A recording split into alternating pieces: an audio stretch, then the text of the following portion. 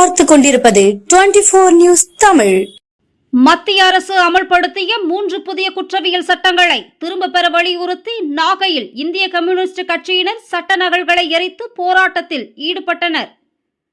ஆங்கிலேயர் ஆட்சி காலத்தில் இயற்றப்பட்ட காலனி ஆதிக்க காலத்து சட்டங்களான இந்திய தண்டனை சட்டம் ஐபிசி, குற்றவியல் நடைமுறை சட்டம் சிஆர்பிசி, இந்திய சாட்சியங்கள் சட்டம் ஐஇசி ஆகிய சட்டங்களுக்கு பதிலாக பாரதிய நியாய சங்கீதா பிஎன்எஸ், பாரதிய நாகரிக் சுரக்ஷா சங்கீதா பிஎன்எஸ்எஸ், பாரதிய சாட்சி அதிநியம் ஆகிய 3 புதிய குற்றவியல் சட்டங்கள் கொண்டுவரப்பட்டுள்ளன.